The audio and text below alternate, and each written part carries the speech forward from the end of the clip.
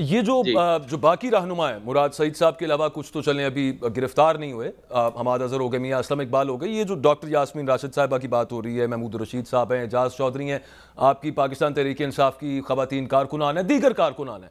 एक तो बड़ा लंबा मामला चल रहा है बहुत से चालान अब तकरीबन तैयार भी हो चुके हैं।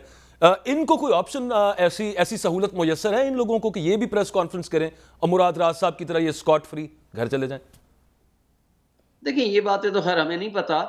तो ज़ाहिर है कि जिन्होंने प्रेस कॉन्फ्रेंस नहीं की, आप बताएं, इस्लामाबाद हाई कोर्ट के 2 मुअज़्ज़ज़ जज साहब ने जब लोगों की 3-3, 4-4, 8-8 दफ़ा ज़मानतें ली और वो फिर गिरफ्तार हो जाते थे, वो कहते थे कि भाई हमारे पास क्या लेने आते हो, हम तो आपको ज़मानत की रिहाई का ऑर्डर कर देंगे, लेकिन असल रिहाई तब मिलेगी जब आप जाकर प्रेस कॉन्फ्रेंस कर लो।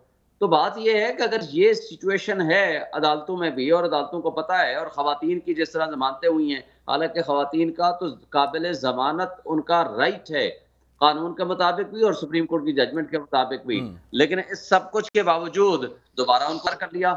ये तो हमारे बुनियादी इंसानी हुकूक की मुअत्तली जिस तरीके से और आइन की पामाली जिस अंदाज से जारी सारी है, और अफसोस से ये कहना पड़ता है कि ये उसके अंदर लॉ एनफोर्समेंट एजेंसीज वो उसके अंदर कलीदी रोल अदा कर रही हैं। और आपने आईजी का वो एक प्रेस कॉन्फ्रेंस देखी थी, वो जो प्लास्टिक की बोतल में पानी पेट्रोल बम ऑयल रख के बैठे हुए हैं, वो कह रहे हैं ये देखो प्लास्टिक बम हमने निकाल लिया। और यानी ये इनका कॉम्पिटेंस लेवल है आईजी का कि कभी प्लास्टिक की बोतल में से भी कभी पेट्रोल बम बना। यानी अफसोस की बात यह है, ये सारी हरकतें सबके सामने, वो एक मासूम जिले शाह था, वो स्पेशल बच्चा था, वो इमरान खान का दीवाना था, पुलिस वैन में उठाकर देखा जा रहा है, उसकी बात हो रही है सबसे, वो लेके गए और घंटे बाद उसकी 2 घंटे बाद शहादत हो गई और उसको ला करके फेंक दिया गया।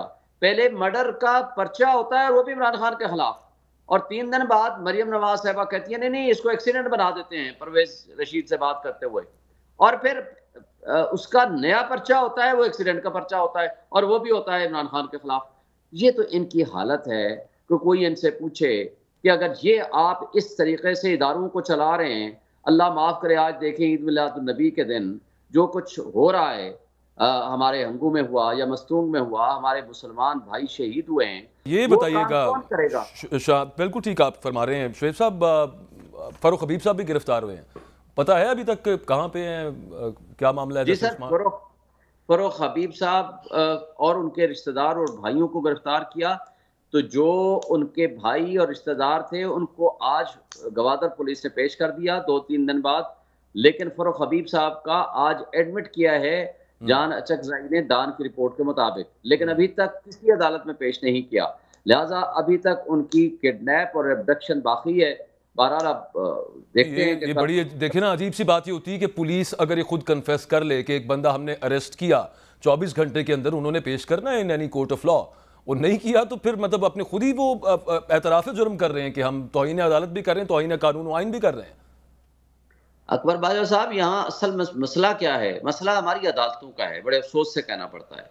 जब तक ऐसे लोगों को सजा नहीं देंगे, जब इनको इबरत का निशान नहीं बनाएंगे, तो ये जो लॉलेसनेस है, जो कानून के मुताबिक कार्रवाई नहीं हो रही, जो लोगों की चादर चार दीवारी की पामाल हो रही है, जिस तरह वो अम्मार फारूक बेचारे मासूम को शहीद किया गया, और जिस अंदाज से लोगों को जबरदस्ती उठाया जा रहा है और उसके बाद उनको वापस, आप इमरान रियाज की मिसाल देख लें, 150 दिन बाद आया है, वो इस वक्त किस हालत में है। मैं उधर ही आने लगा था। मैं वही आपसे ये कहना चाह रहा था, आप अदालतों की बात कर रहे थे, वो हमने देखा कि हायर कोर्ट्स ने उसमें, क्योंकि सबसे पहला फोरम तो वो है, हेबियस कॉर्पस की रिट थी, वो ठीक है, वो होता है कि हो गई, बंदा बाजियाब हो गया, वो खत्म हो जाती है, उसके बाद अगली परसुएंस उसके बाद होती है। लेकिन चलें, मैं सिर्फ यहाँ पे ये बात करता हूँ कि उधर से भी मतलब कुछ ज़्यादा उम्मीद नज़र नहीं आती, कुछ समझ नहीं आता। मामला होना होता तो पहले हायर कोर्ट्स उस तरह के एक्शन ले लेती, लेकिन हमारे जो नए चीफ जस्टिस साहब हैं, जस्टिस काजी फायज ईसा साहब, मिसिंग पर्सनस के हवाले से, वो जब बलूचिस्तान हाई कोर्ट के चीफ जस्टिस होते थे, वो हर हफ्ते एक हेयरिंग लाजमी रखते होते थे मिसिंग पर्सनस के ऊपर। उनकी जजमेंट्स मौजूद हैं जो बलोच नेशनलिस्ट्स के हवाले से हैं, सहाफ़ियों के हवाले से उनके बहुत सारे रिमार्क्स के आज़ादी सहाफ़त के हवाले से, बल्कि एक दो सहाफ़ी एक आधी रात के लिए वो कहीं गायब हुए थे, वो अगले दिन के घर भी गए थे। तो यहां पे आपको कोई उम्मीद है, खास तौर पे इमरान रियाज के केस में और बाकी लोग जो मिसिंग हुए हैं आपकी पार्टी के, कि चीफ जस्टिस साहब उस पर एक्शन लेंगे या लें, या आप उनसे कोई इस्तदा करना चाहें?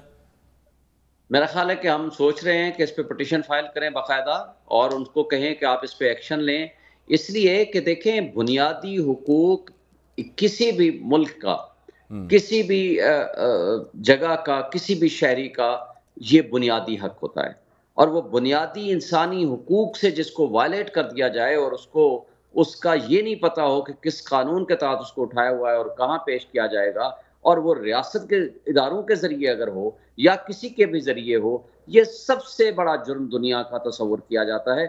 जो दहशतगर्द होते हैं, इवन जंगी मुजरिम होते हैं, उनके भी हुकूक होते हैं, सामने है, उसके भी हुकूक हैं। क्योंकि बुनियादी हुकूक या इंसानी हुकूक आपने यूनाइटेड नेशंस के चार्टर के आप सिग्नेटरी हैं, वहाँ के ज़रिए या अपने आइन के ज़रिए आपने वो ड्राइव किए हुए हैं, लेकिन उनको जब आप वायलेट करते हैं तो ये सबसे बड़ा जुर्म होता है। और सुप्रीम कोर्ट के चीफ जस्टिस से हम बजा तौर पर तवक्को रखते हैं, और मैंने बल्कि कल जो कोर्ट में केस था परसों, उस वक्त भी मैंने बात की और उनको रिक्वेस्ट की कि जनाब आप इस फैज़ाबाद धरना केस के ऊपर अमल दरामद कराएं, हम ये चाहते हैं, क्योंकि अगर उस पर अमल दरामद हो गया तो मैं समझता हूं कि एक तारीख का संग मील और नया रुख आएगा। शुएब साहब, मैं वैसे अगला इसी तरफ आ रहा था। इंटरेस्टिंगली आपने जो रिव्यू पिटिशन की थी वो वापस क्यों ले रहे हैं फिर, अगर अमल दरामद उस पर करवाना है? बल्कि चीफ जस्टिस साहब ने तो कहा है कि ये जो ये भी यहाँ पे लिखें अगर आप वापस लेना चाहते हैं, इतनी आप हिचकिचाहट का शिकार क्यों हैं?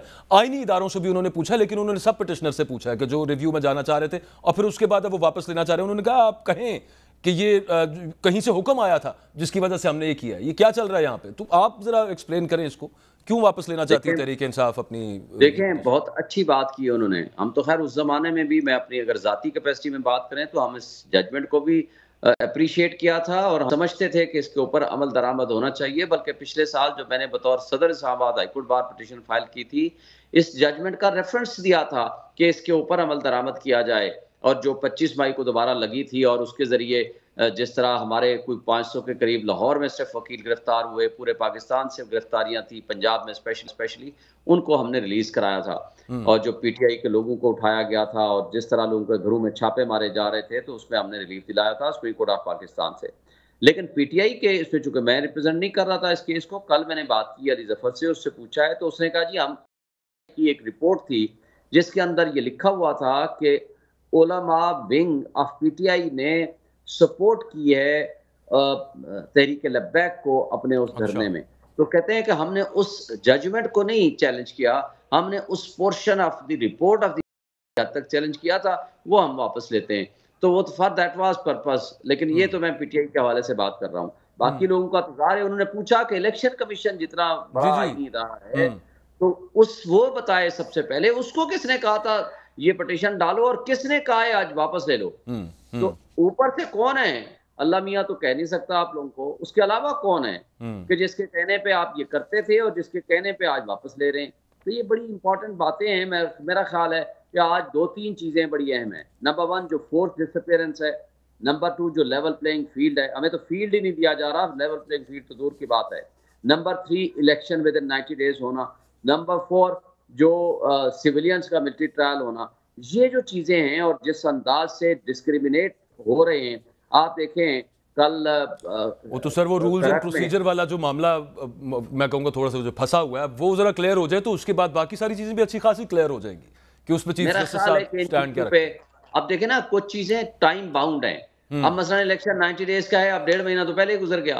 अब ये टाइम बाउंड जो केसेस हैं उनको देखें, किसी शख्स को अल्लाह ने आजाद पैदा किया है, उसकी आजादी इस कानून के अलावा सलब नहीं की जा सकती। और ये सबसे अर्जेंट नेचर का केस होता है, उसको 1 घंटे की ताखीर भी जुल्म तस्वर होगा।